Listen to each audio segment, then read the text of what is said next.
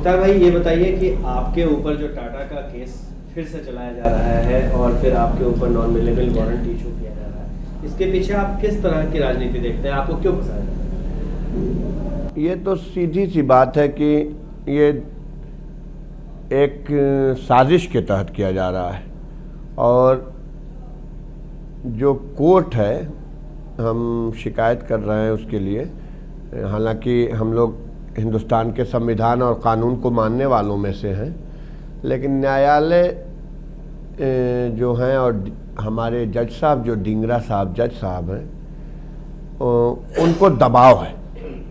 और मैं 1.25 साल में पहला मेडिकल भेजा हूँ, मुझे बुरी तरह तकलीफ़ है, मैं हिलने डुलने के लायक भी नहीं हूँ।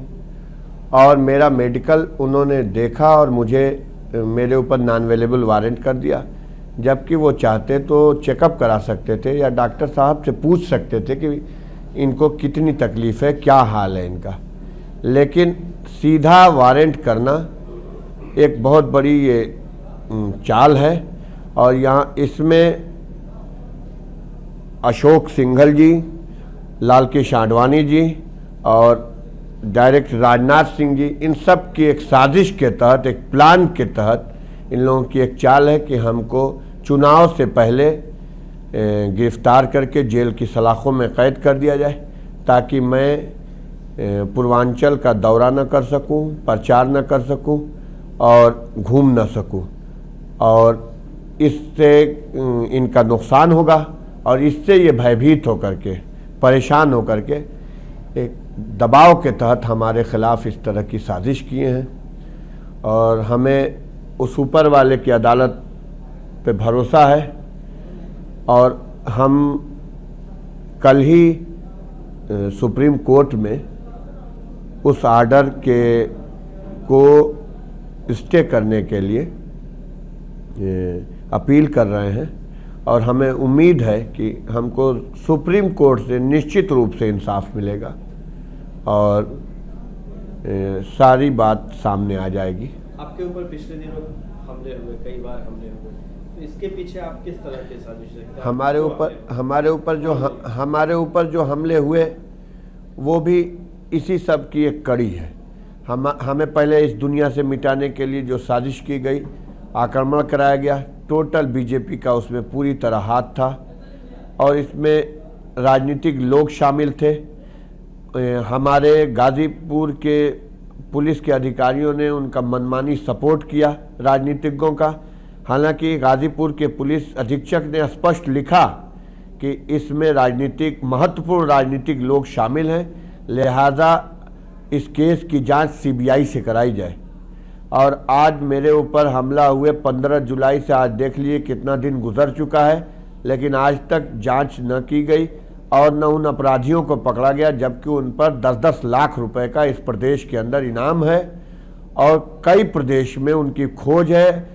और खुद पुलिस ने, जो यहाँ ज़िले के एसपी हैं, उन्होंने इस बात को लिखा है कि वो अंतर्राष्ट्रीय अपराधी हैं और उनकी बिहार, उत्तर प्रदेश, मध्य प्रदेश, महाराष्ट्र, गुजरात और आंध्र प्रदेश, बंगाल, इन सब प्रदेशों में उनकी तलाश है, अपराध में वो लिप्त है, उनको खोजा जा रहा है।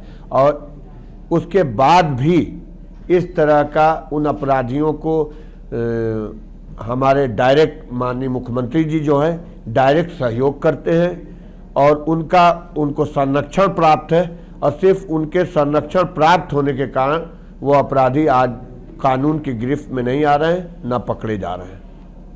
और वो फिर इस चुनाव में मेरे ऊपर एक बहुत बड़ा हमला करने की साजिश कर रहे हैं। कई प्रदेशों से बदमाश बुलाए गए हैं। यहाँ एलआईओ की रिपोर्ट है, मुझे 4-4 गनर इशू कराए गए हैं। और सारे पुलिस के, जब जहाँ भी मेरा प्रोग्राम होता था वहाँ पर मुझे भारी संख्या में यहाँ के जिले स्तर से फोर्स भेजी जाती है।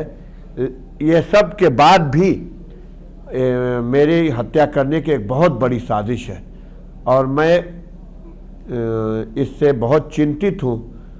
इसके पहले मेरे ऊपर हमला हुआ और उसके कुछ दिन पहले मेरे भाई पर हमला हुआ था, जिसमें भी 3 लोग शहीद हुए थे, वो भी विधायक हैं। 5 टर्न से लगातार मेरे बड़े भाई अफजाल अंसारी और आज तक उन अपराधियों को 10 साल गुजर गया लेकिन नहीं पकड़ा गया है। अच्छा, इस बार के विधानसभा चुनाव में आप किन मुद्दों को लेकर उतर रहे हैं? इस बार के विधानसभा चुनाव मैं निर्दल प्रत्याशी के रूप में लड़ रहा हूं और मुझे पूरा भरोसा है अपनी जनता पर, जिनके लिए हमने कुछ किया है, जो कुछ किया है, और हमने यहाँ का विकास खूब कराया है। मेरे यहाँ तकरीबन बुनकर आबादी 80 से 85% लोग बुनकर रहते हैं और मैंने अपने बुनकर भाइयों की रोजी रोटी के लिए लगभग 31 करोड़ का काम, तार, बिजली खंभे, ट्रांसफार्मर, नए पूरे शहरों में तार बदले गए हैं, बहुत से काम कराए गए हैं। और जब से जेल से आज़ाद हुआ हूँ, लगभग 1.25 साल हो गए, उस वक्त से इस मऊ को लखनऊ, कानपुर और गाज़ियाबाद की श्रेणी में औद्योगिक शहर घोषित कर यहाँ पर 20 घंटे बिजली की आपूर्ति स्पेशल तरीके से कराई जा रही। इससे हमारे बुनकर भाइयों को फ़ायदा है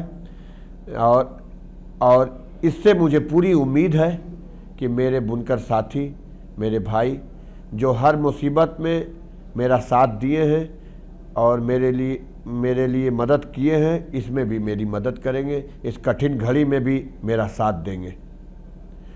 और साथ ही साथ हर तबके के वो गरीब लोग, बेसहारा लोग जिनकी मैं लड़ाई लड़ता हूँ, हमारे क्षेत्र में जो सामंतियों का जुल्म है, उन सामंतियों के जुल्म के पंजे को मरोड़ने के लिए, गरीबों के स्वाभिमान की रक्षा के लिए जो लड़ाई लड़ता हूँ, मुझे पूरा विश्वास है कि वो गरीब अपना प्यार देकर हमको जिताएंगे। दूसरा मुद्दा ये है कि आपका जो विधानसभा क्षेत्र है वो औद्योगिक शहर है, इसमें आपने उद्योग कितने सारे लगवाए या उनको लगवाने में कितनी आपने?